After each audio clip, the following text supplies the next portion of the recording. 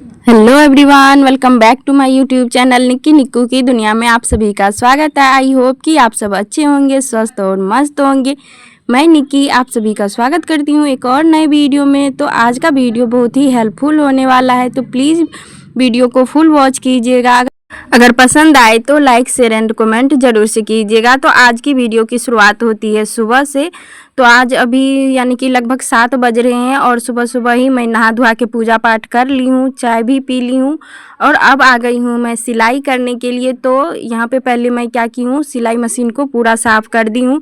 जब मैं शाम में काम करके बंद करती हूँ तो फिर तभी भी मैं तेल डाल करके रखती हूँ, और अभी सुबह में शुरुआत कर रही हूँ काम करने का, तो फिर भी अभी तेल डाल रही हूँ। आज के काम की शुरुआत बहुत ही अच्छे चीज़ से हो रही है, क्योंकि आज हम भगवान जी का कपड़ा बनाने वाले हैं। तो सबसे पहले हम सिलाई मशीन को अपने प्रणाम कर लेते हैं। अभी सुबह में पूजा किए थे घर के मंदिर में, तो यहाँ पर भी हम पूजा करते हैं सुबह सुबह। चाहे मैं जब भी नहाऊं धोऊं, लेकिन मैं पूजा ज़रूर से करती हूँ, क्योंकि मैं अपने काम को पूजा समझ के करती हूँ। और इसी के वजह से आज मैं बहुत ही खुशियाँ पाई हूँ। और यहाँ पे मेहनत बहुत है, लेकिन मेहनत का फल भी बहुत ही अच्छा मिलता है। आप कहीं भी काम करोगे तो वहाँ पे फल मिलने का, यानी कि मेहनत करते हैं तो उसके रुपए मिलने का टाइम लगता है, लेकिन आपको यहाँ पे टाइम टाइम पे मिल जाता है, तो खुशी भी बहुत ही होती है। तो आज मैं बनाने वाली हूँ बजरंगबली का ध्वजा, जो कि 4 आया हुआ है।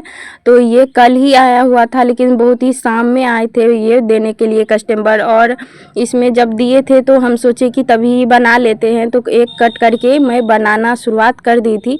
लेकिन शाम बहुत ही हो गया था, फिर भी मैं लाइट से कर रही थी और बारिश होने लगी, लाइट कट गई, तो हम एक ही आधा अधूरा ही बना करके छोड़ दिए थे, क्योंकि लाइट भी नहीं थी। और आज सुबह सुबह ही हम ये बना करके तैयार कर दिए हैं। ये वीडियो है रविवार का, यानी कि आज का ही है। सुबह सुबह मैं ये चारों बना करके तैयार कर दी हूँ। आधे मीटर में ये बन जाता है, 2 मीटर फैब्रिक दिए थे और ये साटन फैब्रिक है, बहुत ही यानी कि लाइट कर रहा है। और बजरंगबली का ध्वजा बनाने की से आज की शुरुआत होती है, तो मुझे तो बहुत ही अच्छा लग रहा है।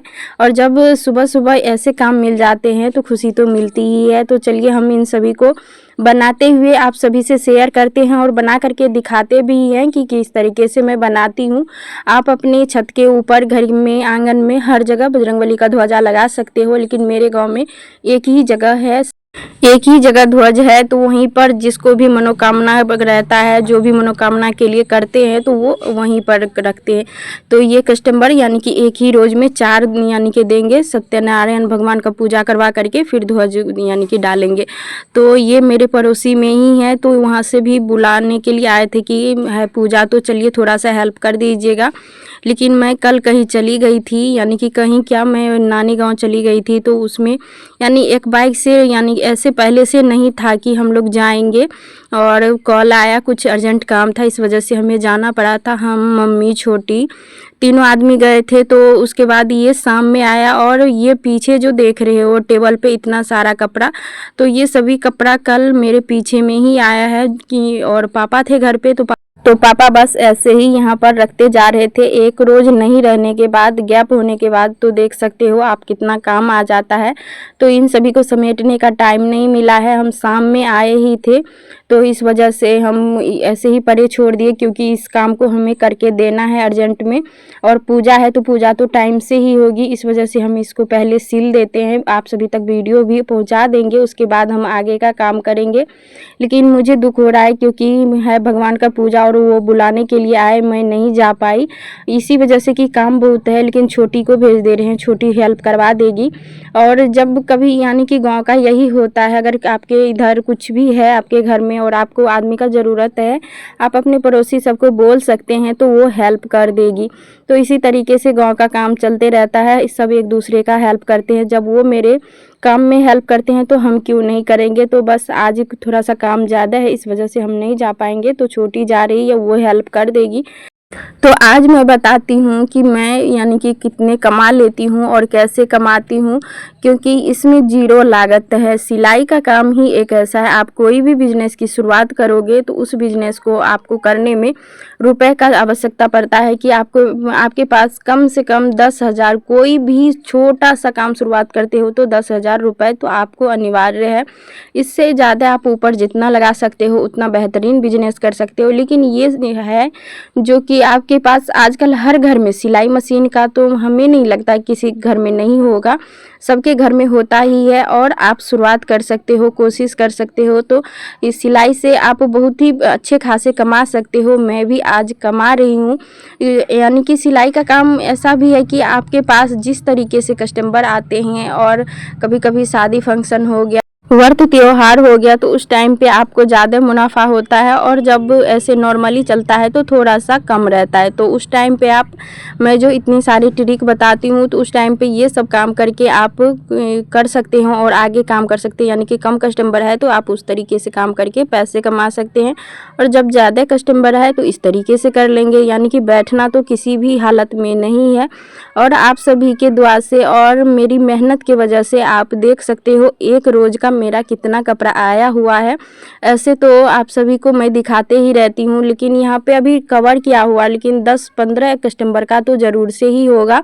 और अभी सावन का महीना चल रहा है, सावन के सोमवार का यानी कि कपड़ा है और जन्माष्टमी का कपड़ा है, हरितालिका तीज आ रही है और 1-2 ऐसे व्रत होता है जैसे कि गणेश चतुर्थी, रक्षाबंधन, तो सब इसी यानी मंथ में होने वाला है। यानी ये जुलाई चल रहा है, जुलाई तो ख़त्म ही होने वाला है, अगस्त में पूरा अगस्त यानी त्योहार ही है। तो इन सभी त्योहार के लिए मेरे पास यानी कि अच्छे खासे कपड़े आ जाते हैं। उसके बाद बीच में सितंबर में थोड़ा सा गैप होगा, उसके बाद फिर से अक्टूबर में और यानी दशहरा दुर्गा पूजा का फिर से कपड़ा आना चालू हो जाएगा। लेकिन यही होता है, दुर्गा पूजा में हम ज़्यादा काम नहीं कर पाते क्योंकि हम नवरात्रि फास्ट रखते हैं, 9 दिन का फास्ट। तो ऐसे मैं कर लेती हूँ, आप सब देखते हो कि मैं फास्ट भी रहती हूँ तो सिलाई कर लेती हूँ, लेकिन पापा नहीं देते हैं करने के लिए। 9 दिन का फास्ट रहता है, ऊपर से सिलाई करने में दिक्कत तो होती है पर करने नहीं देते हैं। तो जितना छोटी काम संभाल लेती है तो वो ले लेती है कपड़ा और हम भी हेल्प कर देते हैं। तो इस तरीके से हम मैनेज करते रहते हैं। तो और मेन ये भी होता है, अगर हम काम अच्छा करके नहीं देंगे तो मेरे पास कस्टमर नहीं आएंगे। आखिर कस्टमर आ रहे हैं तभी तो मैं सिलाई कर रही हूँ। और कोई भी बिजनेस हो चाहे कुछ भी करते हैं तो सबके पास जो भी कस्टमर आते हैं तो कस्टमर भगवान के रूप होते हैं, क्योंकि अगर वो नहीं आएंगे तो मेरा फ़ायदा नहीं होगा, अगर वो आएंगे तभी मेरा फ़ायदा होगा।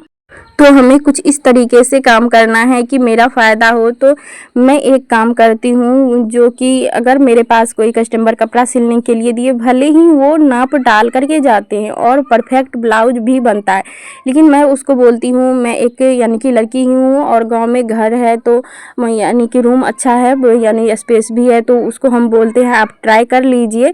और जब वो ट्राई मेरे पास ही कर लेते हैं, अगर कोई भी दिक्कत होती है, चाहे सिलाई थोड़ा सा ऊपर नीचे हो गया, चाहे उसको कहीं पे कमी नज़र आ रही है, तो वो यहीं पर बता देती है कि हमें यहाँ पे ऐसे चाहिए, थोड़ा सा लूज चाहिए, थोड़ा सा टाइट चाहिए, तो हम इस तरीके से कर देते हैं और कस्टमर भी खुश हो जाते हैं। और मैं एक बात बताऊँ तो गांव के कस्टमर जो होता है उसको अगर थोड़ा सा लूज हो गया तो उसको ये समझ में नहीं आता कि ये लूज हो गया तो एक सिलाई से फिनिशिंग हो सकता है, वो डायरेक्ट बोलेंगे कि आपने मेरा ब्लाउज गड़बड़ कर दिया। तो इस वजह से भी मैं अपने पास ही बोलती हूँ ट्राई करके देख लीजिए।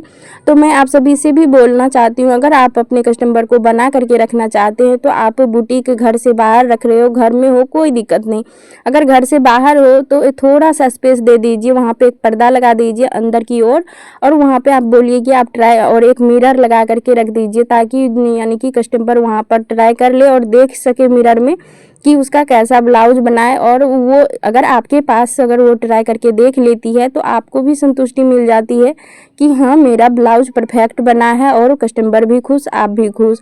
कुछ इस तरीके से कीजिएगा तो कस्टमर को ये भी होगा कि हम वहीं पर जा कर के ट्राई कर लेते हैं। कभी कभी ऐसा भी होता है कि हमें कहीं जाना रहता है, हम यानी कि टेलर्स पर से कपड़े उठाते हैं और चल देते हैं, और जब हम जाते हैं कोई शादी फंक्शन में वहाँ पे वहाँ पर पहनते हैं तो फिर नहीं होता है। तो इसी वजह से मैं यानी कि दोनों का फ़ायदा है इसमें। आप अपने पास अगर बुटीक भी है तो थोड़ा-सा पर्दा लगा दीजिए ताकि उधर कवर हो जाए और वो अंदर में ट्राई भी कर ले। और लेडीज़ टेलर्स है तो इसमें कोई दिक्कत नहीं है, वो वहाँ पर जा कर के चेक कर सकती है। तो मेन एक ये भी होता है आपके कस्टमर जोड़ने का। और कभी-कभी आपकी गलती नहीं भी होती है तो कस्टमर 2 बातें बोल कर के जाते ही हैं, तो आपको उसको सुन लेना है, ना कि वो अगर कुछ बोल रहे हैं तो उसको पलट करके जवाब देना है। अगर जवाब दोगे तो एक को जवाब दिए तो वो 2-3 को तो बिगाड़ ही देगी पक्का। लेकिन हमसे एक ही दिक्कत है कि एक तो भगवान की दुआ से आज तक ऐसा नहीं हुआ है कि किसी का मेरे पास ब्लाउज बिगड़ा हुआ है जो कि हमें 2 बात बोले। 1-2 हुआ ऐसे मेरे साथ तो उसको हम सदा के लिए हटा ही दिए, क्योंकि भाई इतना भी नेगेटिविटी नहीं रखना चाहिए। और आज तक मेरे मम्मी पापा नहीं डांटे, अगर वो उन सभी को पता है अगर वो डांट देंगे तो पक्का से मैं 1-2 दिन के लिए बीमार पड़ जाऊंगी। और हमें अगर कोई 2 तमाचा लगा दे तो वो सही रह सकता है, लेकिन हमें बात किसी का बर्दाश्त नहीं होता है इस वजह से। और कस्टमर को क्या पता कि हमें क्या दिक्कत है, तो हम सबको बता नहीं सकते। तो और मेरा ये है, अगर हम गलती कर दिए हैं तब मेरे को डांट लीजिए, कुछ कह दीजिए तो हम सुन लेंगे। जबकि मेरा गलती नहीं भी रहता है तो कस्टमर को पता नहीं क्या हो जाता है कि ऐसे वैसे बोलने लग जाते हैं, तो हमें पसंद नहीं है। तो हम ये बोल करके हटा देते हैं, अगर हम अच्छा काम ही नहीं कर रहे हैं तो क्यों आप मेरे पास दोबारा आ रहे हैं। अगर आप पैसा भी लगा रहे हैं, आपका कपड़ा भी बिगड़ रहा है, तो इससे अच्छा दूसरे यानी कि टेलर्स के पास चले जाइए, हम काम अच्छा नहीं कर रहे हैं तो। और एक कस्टमर की वजह से आपका बहुत सारा कस्टमर बिगड़ेगा, तो जो ज़्यादा आपके साथ झिक-झिक कर रहे हैं उसको हटा ही दीजिए। आपके एक कस्टमर चले जाने से बुटीक बंद नहीं होगा। तो कभी-कभी ऐसे आ जाते हैं तो उसको इग्नोर भी क्या कीजिए, और जो रेगुलर हैं तो उससे आप अच्छे से बात कीजिए। कोई भी दुकान हो, कुछ भी हो, तो उस पे अगर आप अच्छे से अपना व्यवहार रखिएगा तो आपके कस्टमर बने रहेंगे। और सिलाई वाला काम को जीरो लागत के बिना इस वजह से भी बोला जाता है कि अगर आप ऐसे ही नॉर्मली घर में भी रह रहे हो, कम से कम अगर न चाहते हुए भी 100-50 रुपए खर्च हो ही जाते हैं। जब हम ऐसे बगैर कमाए हुए 100-50 खर्च कर सकते हैं तो क्या हम 5 रुपए की धागा 10 रुपए का हुक नहीं ला सकते हैं? ज़रूर से ला सकते हैं। और अगर ये एक बार हम ले आते हैं, और अगर आपके पास सिलाई मशीन है और अगर एक धागा और एक हुक का पैकेट ले आते हैं तो उससे आप बहुत सारा काम कर सकते हैं। एक धागे से आपका 2 सिंपल ब्लाउज बन जाता है। और एक हुक के पैकेट 10 रुपए की हुक आती है, उसमें 100 बटन होते हैं, तो आप 20 ब्लाउज में तो कंप्लीट लगा ही सकते हो। तो शुरुआत करते रहोगे, अगर आप एक धागा लाए तो उससे एक ब्लाउज बनाए, चाहे 2 ब्लाउज बनाए। अगर एक ब्लाउज सिलने के बाद सबके एरिया में अलग अलग चार्ज होता है, तो मेरे एरिया में 35 रुपये सिंपल का है, तो सोच सकते हो 5 रुपये की धागा से हम 35 रुपये कमा सकते हैं। और 35 रुपये कमा सकते हैं, इससे बहुत सारे यानी कि मेरे कस्टमर भी देखते हैं, तो कस्टमर देखेंगे तो वो बोलेंगे 5 रुपये लगाती है और 35 रुपये लेती है। तो भाई ऐसा नहीं होता है, उसमें हमारा मेहनत रहता है, टाइम रहता है। और जब हम काम करते हैं तो आप मेरे को पैसे देते हो, ऐसा नहीं है कि बस 5 रुपये की धागा लाए और हम बैठे रहेंगे तो क्या कपड़ा बन सकता है, नहीं बनेगा। तो कुछ मेहनत भी लगता है। मेहनत तो सिलाई वाले और सिंपल ब्लाउज में तो मेहनत बहुत ही ज़्यादा लगता है, क्योंकि जितना टाइम में आप सिलाई करोगे उससे कहीं ज़्यादा हाथ के काम करने में लग जाता है। और जब हम डिज़ाइन वाले ब्लाउज बनाते हैं तो उसमें इतना मेहनत हाथ का नहीं लगता है, क्योंकि उसमें सिर्फ आई बटन ही करना रहता है। तो आप आई बटन करके और ज़्यादा से ज़्यादा रुपए कमा सकते हो। तो मेरे पास आजकल बहुत ही कम सिंपल ब्लाउज आ रहे हैं, और कटोरी ब्लाउज, डिज़ाइन वाले ब्लाउज, ये सब ज़्यादा आ रहे हैं। तो काम करने में भी अच्छा लग रहा है, टाइम लग रहा है, लेकिन टाइम का जब हमें रुपए मिल जाता है तो उतना फ़र्क नहीं पड़ता है। तो अब ये देख सकते हो कि अभी तो मैं बना ही रही हूँ। ये बनाने के बाद मैं वीडियो एडिट कर रही हूँ, उसके बाद अपलोड में लगाऊंगी, फिर से सिलाई करूँगी। और पहले यहाँ पे जो खलारा मचा करके रखी हूँ तो इस खलारा को पहले समेटूंगी, क्योंकि जब हम रहते हैं घर में तो मेरे पास कस्टमर आते हैं तो मैं क्या करती हूँ, इधर साइड से एक मेरा रखने वाला है, तो वहाँ पे मैं स्टेप बाय स्टेप रखती हूँ कि कौन किस डेट में दिए हैं, कितना कपड़ा दिए हैं। तो वो चेक भी करना पड़ेगा हमें कि कौन सा कस्टमर दिए हैं। और जो भी हम अगर पीछे में देते हैं, हम नहीं रहते हैं, तो उस सब भी कस्टमर को हमें बुलाना पड़ता है फिर से, क्योंकि कोई यानी कि ऐसे नाप दे देते हैं, नाप में भी उसे बहुत सारे ऊपर नीचे करवाना रहता है। तो कस्टमर आएंगे तो ही बताएंगे। और जो भी इधर 3 से 4 रोज में मैं ब्लाउज़ सिल करके तैयार की हूँ, तो सभी में हाथ का काम हो गया है। अब उससे भी हमें संभालना होगा कि कौन-सा नाप है, किसका कितना ब्लाउज़ है, तो सब कुछ हमें मैच करके रखना पड़ेगा, ताकि कस्टमर आएँगे तो हमें देना है, बस ज़्यादा कुछ काम नहीं करना है। कल है सोमवार, तो कल तो हम फास्ट रहेंगे, फिर भी काम करेंगे, और उसके अगले रोज़ है मंगलवार।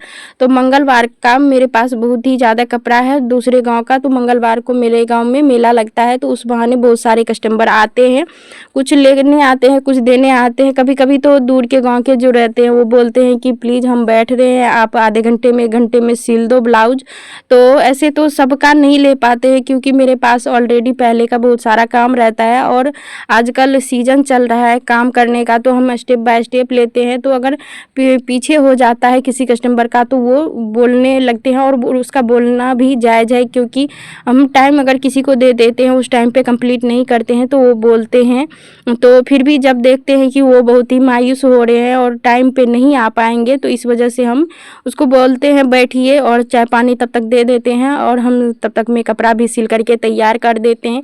इससे कस्टमर भी खुश हो जाते हैं, क्योंकि आप ही सोचो, जो दूसरे गाँव से आ रहे हैं, क्या उस गाँव में बुटीक वाले नहीं हैं? हैं ज़रूर से, लेकिन वही होता है, पसंद का बात होता है। कभी-कभी हम रुपए भी लगा देते हैं, तो मेरा काम अच्छा से नहीं हो पाता है। तो इसी वजह से सभी कस्टमर बोलते हैं कि हम रुपए तो दे देते हैं, लेकिन ना ही अच्छे से बात करती है, ना ही बैठने के लिए देती है, और काम भी अच्छा करके नहीं देती है, रुपए तो ज़्यादा ही ले लेती है। तो इस वजह से हम क्या करते हैं, पहले अगर आपके पास कस्टमर आ रहे हैं, तो कम से कम आप उससे अच्छे से बैठने के लिए दे दीजिए, बैठने के लिए बोलिए, 1 गिलास पानी पूछ लीजिए। मैं तो क्या करती हूँ, आप सब यकीन नहीं मानोगे, अगर दूसरे गाँव का रहता है और टाइम लगता है, तो मैं बोल देती हूँ कि खाना भी खा लो या कुछ भी। और जो भी सिलाई सीखने के लिए आते हैं, अक्सर मैं उसको खाना तो खिला ही देती हूँ, क्योंकि भाई वो 2-3 घंटे तक मेरे पास टाइम देती है, और घर में रहती है, हम लोग खाना खाएँगे, वो ऐसे बैठे रहेगी तो अच्छा नहीं लगता है। तो इस वजह से हम बोलते हैं खाना खा लो, तो कभी-कभी खा भी लेते हैं, कभी नहीं भी खाती है। तो कुछ इस तरीके से करते हैं। आपको अगर अपना कस्टमर बनाना है, आपको अपने बिज़नेस को बढ़ाना है, तो थोड़ा बहुत इस तरीके से करना पड़ेगा, ताकि आपके कस्टमर आपसे जुड़े रहे, बने रहे। और आज की सुबह की शुरुआत भी मेरी बहुत ही अच्छे तरीके से हो गई। सुबह-सुबह तो हम बता ही दिए कि नहा धुआ के पूजा पाठ कर लिए हैं। जब पूजा पाठ कर लिए, तो एक आंटी भगवान जी को भोग लगाई हुई थी, तो वो प्रसाद दे दी खाने के लिए। तो थोड़ी देर के बाद दूसरी आंटी पका हुआ कटहल को यानी कि खाने के लिए दे रही थी सभी को, तो वो भी लेकर के आ गई। और एक आंगन है, 2 आंटी है उधर भी, और एक दादी माँ है। और मेरे घर में तो आप सभी को पता ही है कि कितने मेंबर हैं, तो सभी एक साथ रहते हैं, तो बहुत ही अच्छा लगता है। और हम सब में ऐसा है कि एक ही जगह बैठना रहता है, बस जब तक में वो सब खाना पीना बनाती है तब तक ही इधर उधर रहती है, नहीं तो सब एक साथ बैठते हैं, खाते हैं। और ऐसे हम वो सब तो मेरी यानी आंटी है, लेकिन कभी ये फ़र्क नहीं होता है कि कब हम लोग ननद से आंटी, आंटी से ननद, भाभी क्या बन जाते हैं, कुछ समझ में नहीं आता है। हम लोग में मस्ती सब चलते रहता है, और कोई पता भी नहीं कर पाते हैं हम सभी के बीच रिश्ता क्या है। और एक बड़ी वाली आंटी है, उसका फेस मेरे से बहुत ही मिलता जुलता है, तो बहुत सारे ऐसे भी हो जाते हैं कि बोलते हैं माँ बेटी हो क्या। तो हमारा रिश्ता ही कुछ ऐसा है, हम इस तरीके से रिश्ते ही बनाए हुए हैं कि किसी को पता ही नहीं चलता है कि आखिर हम लोग के बीच रिश्ता क्या है। और फेस भी मिलता है, तो सभी बोलते हैं, तो हम दोनों बस यही बोलते हैं, और खुश भी हो जाते हैं कि हाँ, हम माँ बेटी है। तो आप सभी से बातों ही बातों में हम सभी पताखा बना करके तैयार कर लिए हैं। एक पताखा को हम थोड़ा सा सिल लिए थे रात में ही, लेकिन 3 पताखा अभी आप सभी के सामने सिल करके तैयार की हूँ। इसे कुल मिला के हमें आधा घंटा टाइम लगा। तो ये वीडियो कैसा लगा प्लीज़ कमेंट में ज़रूर से बताइएगा। मैं मिलती हूँ नेक्स्ट वीडियो में।